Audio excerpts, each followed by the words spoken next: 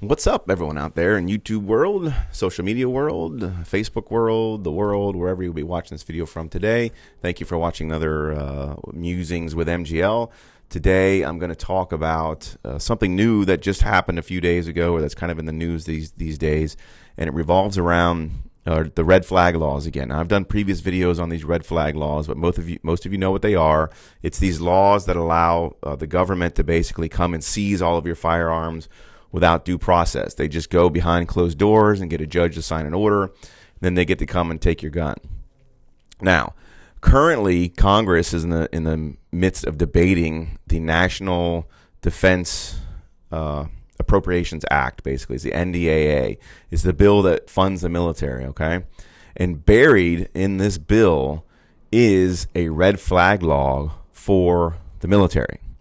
In other words, they want to extend this concept because right now there's no such thing as a federal red flag law. They can't have one. And again, if you go back through my previous videos, I went over this, but they're by states essentially. So there is no federal version of this. So they're trying to make it now a military version of it. They want to create a red flag law for the military so that anybody, military judge, can basically just go take your firearms without probable cause. Well, not without. It's not probable cause standard. That's the problem. It's actually lower than that. But they can take it without due process just because somebody says that guy might be suicidal or he made some crazy threats, or you get an ex-girlfriend or ex-boyfriend that's angry or something like that. And then all of a sudden they get to go take your firearms without due process. So they want to extend that concept that's currently now only in a handful of states and put it in the military so that if you're on a military base, a military judge will now have the ability to confiscate and remove any of your firearms without due process. You don't get to go to the hearing until after they've already taken the firearms. And it's buried in this bill. Of course, it's like any other bill that comes out of Congress. It's huge. It's several pages. It covers several things, and they've buried it in there. And a lot of lawmakers have picked up on it. You can just Google. I did a Google search of red flag law, NDAA, and you see all kinds of articles about it. And of course, depending on where you go, you'll get what the concept of the article is. For example, I just pulled up one here that was funny from the American Independent. Here's the headline.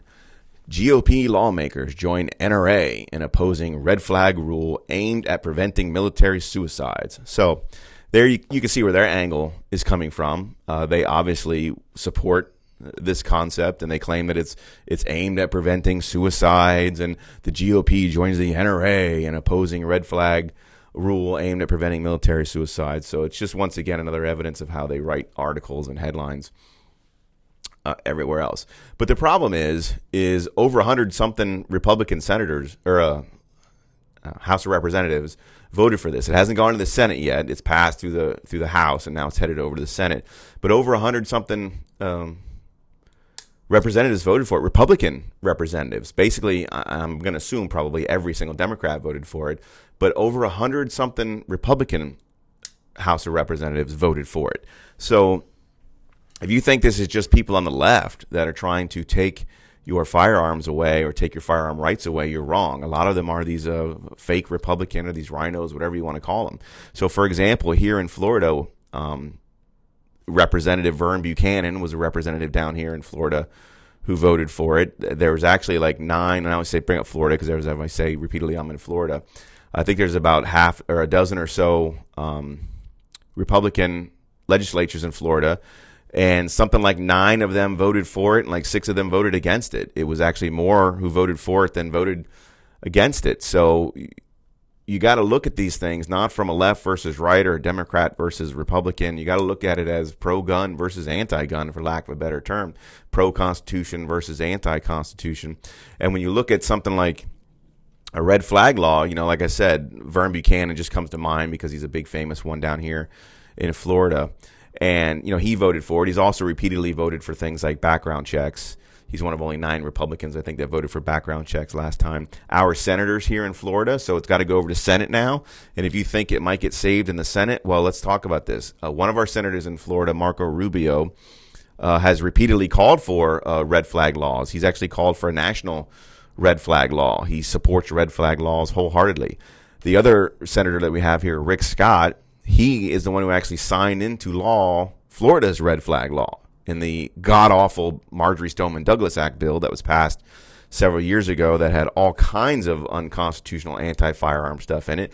Well, when he was the Republican governor of Florida, he signed that into law, and now he's our senator. So both senators from the state of Florida are pro red flag laws. So if you think that they're going to vote against this because of that provision, you're wrong. They may vote against it for other reasons, but they're not going to vote against it for those two provisions because they've previously come out in support of red flag laws. So why wouldn't they vote for it here? So any hope of this dying in the Senate is probably not reasonable as well. But just informing everybody out there, I've said this before, these red flag laws are probably the most scary, unconstitutional anti-Second Amendment laws that have ever been passed in decades in the country, and they're very dangerous. And now they want to take those and switch them over to our military. The military, the people who they recruited, went through the background checks, went through the psychological exams, trust them with their firearms to go to war for us, and now they want to be able to take the firearms from those same people without affording them due process prior to doing so. They have to do due process on the back end of having your guns taken away. They could have a judge sign these things in secret and come take your guns without you getting a chance to defend yourself until several weeks later. So this is in the National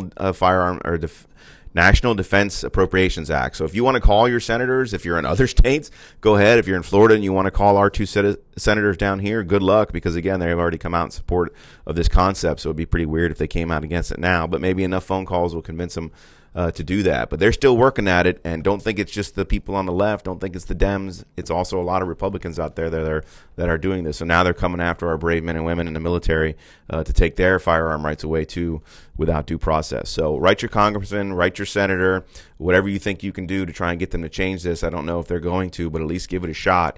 But hopefully it'll get shot down or it'll get removed from the bill when it gets to its final stage. But just keep me up to date. They're still chipping away. They're still chipping away, and they'll never stop. So thanks for watching. Please like, share, subscribe, spread the word about my channel. I'd like to get up to 1,000 subscribers soon.